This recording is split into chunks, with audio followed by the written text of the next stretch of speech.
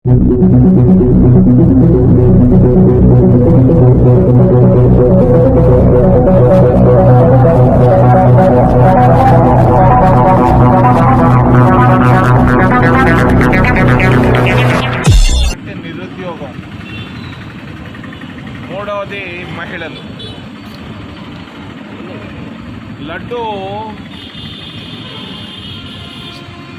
రాజకీయాల్లో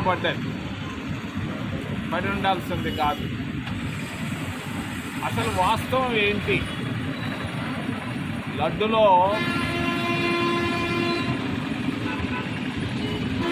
చంద్రబాబు నాయుడు చెప్పినట్టుగా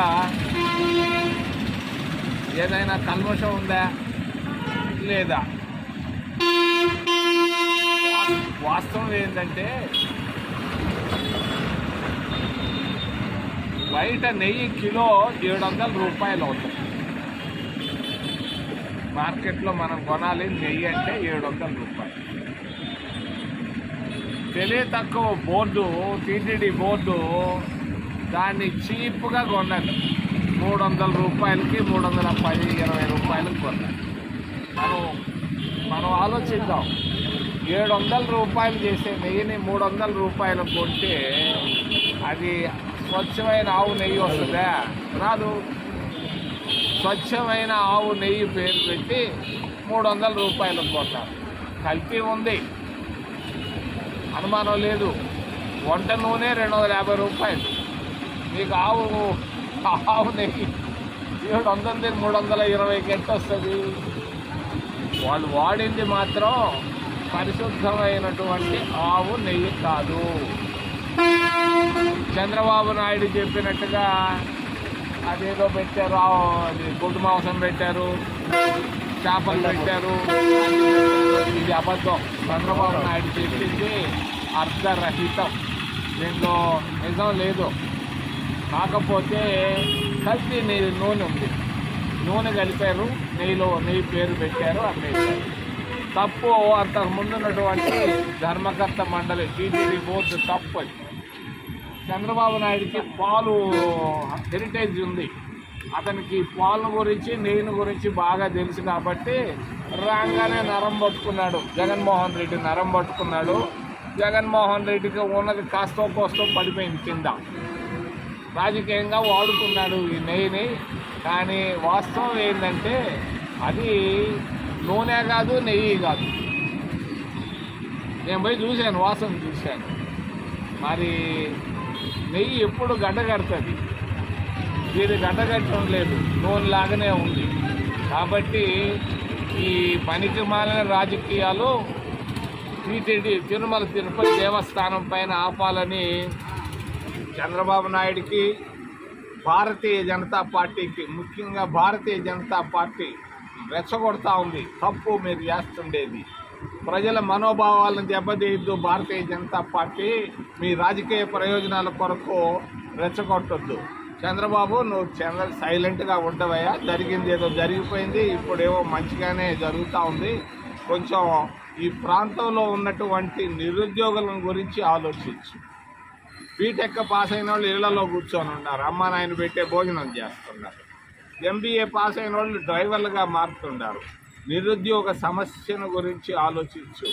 చదువుకున్న వాళ్ళంతా ఆకలితో నిద్రపోతున్నారు. ఈరోజు నిరుద్యోగులకి ఉద్యోగాలు నువ్వు ఇవ్వలేవు. నీ తరం కాదు, మీ నాయన కూడా చేయలేడు దీన్ని. మరి నేను ఒక సలహా ఇస్తున్నా. కాళహస్తి ప్రాంతంలో ఉండే ప్రతి నిరుద్యోగి, ఉద్యోగాలు ప్రభుత్వాలు వచ్చి ఇస్తాయి అనే మాట మర్చిపోండి. నేను ఒకటి చెప్తున్నా, ఆవు నెయ్యి చాలా శ్రేష్టమైంది. ఇది కావాలని అందరూ కోరుకుంటున్నారు. తిరుమల తిరుపతి దేవస్థానాన్ని కోరుకుంటున్నారు, శివాలయానికి కూడా, కాళహస్తి దేవాలయాన్ని కూడా కావాలని కోరుకుంటున్నారు. ప్రతి నిరుద్యోగికి, మహిళలకు కానీ, మరి నిరుద్యోగులు అబ్బాయిలకు కానీ ఒక్కొక్కరికి 5 ఆవులు పట్టిస్తాం. 5 ఆవులు పట్టిస్తాం. కావాలనుకున్న వాళ్ళకల్లా 5 ఆవులు పట్టిస్తాం. బ్యాంకు లోన్లు తీసిస్తాం. మీరు ఆవులు పాలు అమ్ముకోండి. నీ మాత్రం తిరుపతి దేవస్థానానికి. నేను ఎప్పుడో ఒకసారి ఈ మీటింగ్ ఏర్పాటు చేస్తాను, నిరుద్యోగులందరినీ పిలిచి. మరి అందరికీ ఆవులు వాళ్ళు బ్యాంకులు ఇచ్చినా ఇవ్వకపోయినా వాళ్ళు ప్రాణాలు తీసైనా నేను ఇప్పిస్తా కావాలనుకున్న వాళ్ళకి. మరి ఆవు, స్వచ్ఛమైన ఆవుని నెయ్యి మనం ఈ ప్రాంతం నుంచే మనకు కావాల్సిన ఆలయాలకు ఇస్తామని తెలియజేస్తూ చంద్రబాబు నాయుడిని తిరుపతి పైన, తిరుమల పైన రాజకీయాలు ఆపమని నేను అడుగుతున్నా. నాకు బాగా తెలుసో తెలియకో మాట్లాడేసావు, తొందరపడ్డావు.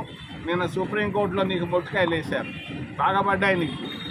మరి అంతకుముందు చేసిన వాళ్ళు కూడా తప్పే, వాళ్ళ పేర్లు నేను చెప్పడం లేదు. కానీ వైసీపీ ప్రభుత్వంలో ఉన్నటువంటి పాలక మండలి కూడా విపరీతమైన తప్పులు చేసేది. టికెట్లు అమ్ముకున్నారు వాళ్ళు. 500 రూపాయల టికెట్ని 5,000 రూపాయలకు అమ్ముకున్నారు. మరి ఇంకా చాలా పొరపాట్లు చేశారు. దేవుడు డబ్బుని నష్టం చేయకుండా జాగ్రత్తగా పెడితే బాగుంటుంది. ఇక నుంచి వచ్చేటువంటి లడ్డు, పవిత్రమైన లడ్డు వచ్చేట్టుగా చూస్తామని తెలియజేస్తూ నేను ఆర్టీసీ బస్ స్టాండ్ దగ్గర నుండి మాట్లాడుతున్నా. ఒకటి, చంద్రబాబు నాయుడు చెప్పాడు ఆర్టీసీలో మహిళలందరికీ ఉచితంగా ఇస్తా అన్నాడు. నువ్వు ఎప్పుడు ఇస్తావు చంద్రబాబు? చెప్పు, ఇది చెప్పు.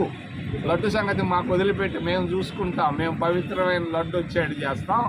ఆర్టీసీలో నువ్వు మహిళలను ఎక్కిస్తా అన్నావు. అక్కడ కర్ణాటకలో కాంగ్రెస్ పార్టీ ఎక్కిస్తూ ఉంది, ఆడ తెలంగాణలో ఎక్కిస్తూ ఉంది. నువ్వు ఎక్కిస్తానన్న మహిళలకి ఎప్పుడు ఎక్కిస్తావు, ఎన్ని రోజుల్లో ఎక్కిస్తావు? ఈ సంగతి నువ్వు రేపు తిరుపతికి వచ్చినప్పుడు చెప్పాలని నేను డిమాండ్ చేస్తూ, ఏదైనా ప్రశ్నలు ఉంటే అడగమని మిమ్మల్ని చేతులెత్తి ప్రార్థిస్తున్నాను.